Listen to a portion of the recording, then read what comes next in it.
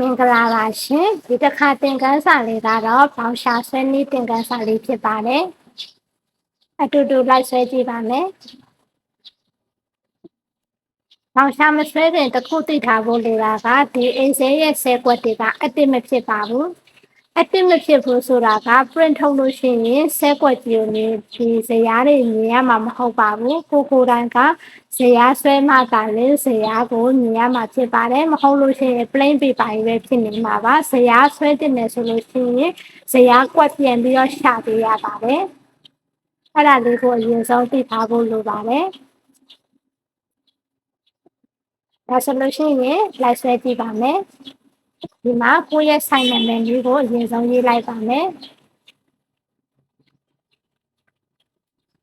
ပြီးရင်ဆိုင်လိပ်စာလေးကဆိုင်လိပ်စာလေးကိုယူလိုက်ပါမယ်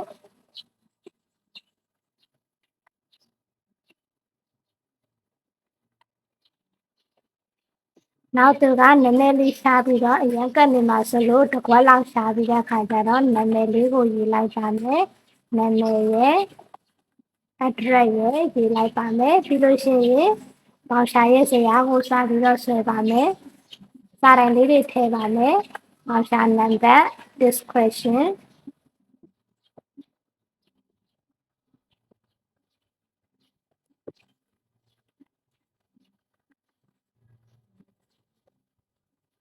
quantity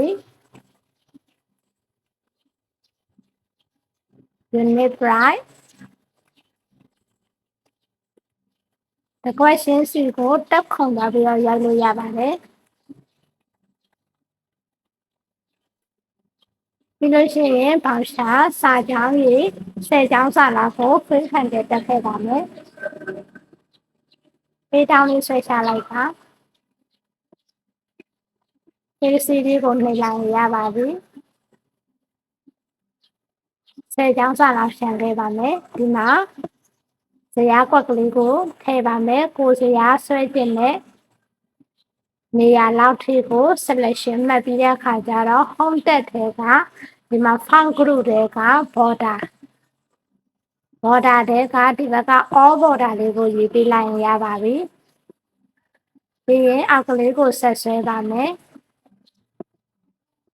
ဒီမှာ unit price ရဲ့တန်တန်ပါပါ unit price ရဲ့တန်တန်ဒီဘက်မှာ10ခွက်ရှာပြီးတော့ discount လေး total တွေရိုက်ထည့်ပါမယ်ဒ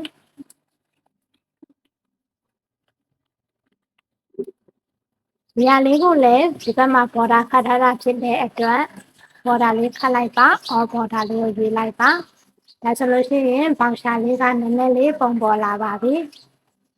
ဒီဘက်မှာဘောင်ရှာစာတိုင်လေးတွေကိုအကျဉ်းအကျယ်လုပ်ပါမယ်အကျဉ်းအကျယ်လုပ်ဖို့အတွက်ကဒီဘက်က column head ထဲမှာမြားမဲမဲလေးပေါ်ဖိပြီးတဲ့အခါကျတော့အကျဉ်းအကျယ်လုပ်လို့ရပါတယ်ဒီဘက်ကနံပါတ်လေးကိုကျင်လိုက်မယ် description မှာစာရေးမှဖြစ်တဲ့အတွက်နည်းနည်းကြည့်ကြလေးထားလိုက်ပါမယ်ပြီးရင် quantity ကကြားတဲ့အခါကျတော့ဒီကအခုရေးပေးရမှာဖြစ်တဲ့အတွက်ကြောင့်မလို့ကျင်းလေးထားလိုက်ပါမယ်ဒီဘက်က unit price နဲ့ amount နဲ့ကိုတော့အကွာအဝေးအတူတူလောက်ထားလိုက်ပါမယ်ပြီးရင်ဒီဘက်ကစာတိုင်တွေရဲ့ခေါင်းစဉ်တွေကိုနည်းနည်းလေးဖောင့်လေးကြီးပြီးတဲ့အခါကျတော့အလဲပို့လိုက်ပါမယ်စင်တာပို့လိုက်ပါမယ်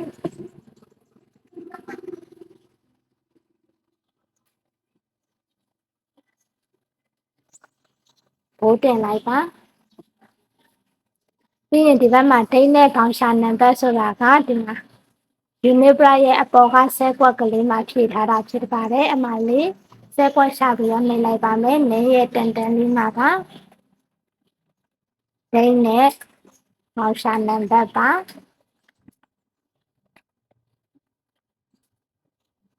ဒါဆိုလို့ရှိရင်စာလုံးလေးနည်းနည်းလေးပုံပေါ်လာပါပြီအောက်ကိုဆက်ပြီးတော့ဆွဲပါမယ်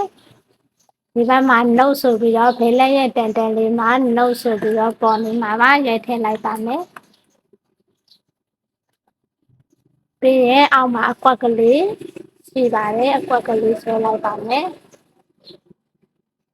ဒီဘက်မှာအကွက်ဆွဲမယ်ဆိုရင်ကိုဆွဲတင်တလောက်ကို selection ပေးပြီးတော့ဒီတစ်ခါ all border ကိုယူလို့မရတော့ပါဘူး all border ဆိုလို့ရှိရင်ဒီဘက်က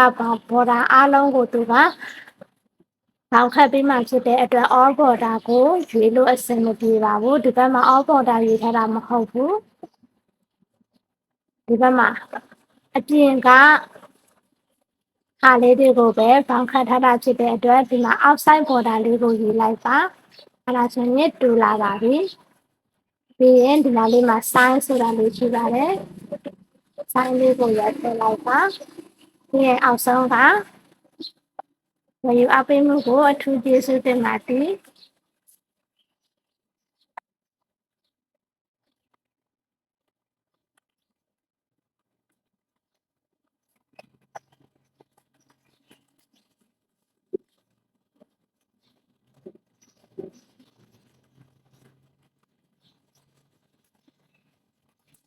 ဒါဆိုလို့ရှိရင်ရပါပြီ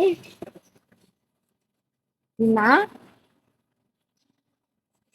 ကိုယ့်ရဲ့ဆိုင်နာမည်လေးကအလယ်မှာဖြစ်နေတာဖြစ်တဲ့အတွက်ဒီမှာဘောင်ရှာရဲ့နံပါတ်ကနေအမောင့်အထိဒီဥစ္စာလေးကိုဒီလောက်ရှိသမျှကို selection မှတ်ပြီးတော့ဒီမှာ alignment group တွေက match and center လေးကိုပို့လိုက်ပါ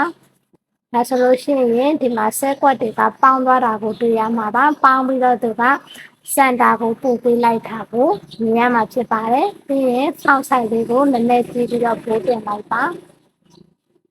ဒီဘက်ကနံပါတ်ဆိုပြီးဆိုင်လိပ်စာကိုလည်း selection ပေးပြီးတော့ match and center ကိုရေးပြီးတော့ဖောက်ဆိုင်လေးကိုနည်းနည်းပေးပြီးတော့အိုင်တက်လေးလေးလောက်လိုက်ရပါပြီပြီးရင် name ဆိုတဲ့ frequent လေးက name ဆိုပြီးတော့ဒီနားမှာသူကနာမည်ရေးစရာလေးထည့်ပေးထားပါတယ်ဒီလိုရေးလိုက်ရပါပြီနည်းလေးပြောက်သွားတာကိုမြင်ရမှာပါအဲ့ဒါဆိုရင်နည်းလေးရှင်းလိုက်ပါပြီးရင် address ကိုလည်းနေရာလေးလုပ်ပြလိုက်ပါဒါဆိုလို့ရှိရင်နည်းနည်းလေးပုံပေါ်လာပါပြီဒီနေရာလေးကိုလည်းသူကရိုက်စရာနေရာလေးလုပ်ပေးလိုက်ပါဒါဆိုရင်ပေါင်ရှာလေးကပြီးသွားပါပြီအယောင်တင်မှုအတွက်ကကြတဲ့ခါကျတော့ကိုတင်ကျင်တဲ့အယောင်နေရာလေးကို selection ပေးလိုက်ပါဒီလိုလေးတင်တင်မှာဖြစ်တဲ့အတွက်အစအဆုံး select လိုက်ပြီးတဲ့အခါကျတော့ home တက်ထဲကဒီမှာ font အုပ်စုတွေကဒါလေးတွေကို group လို့ခေါ်ပါတယ် font group တွေကအယောင်တင်ကျင်တာဖြစ်တဲ့အတွက်ကြောင့်မလို့ဒီမှာ face color လေးကိုတစ်ချက်နှိပ်လိုက်ပါကိုလိုချင်တဲ့အယောင်လေးတင်လိုက်ပါဒါဆိုရင်ဖောင်ရှာလေးတစ်ခုခွေလေးလောက်တာပြီးသွားပါပြီ print ထုတ်ကြည့်ပါ file လေးက print လေးကိုရေးလိုက်ပါ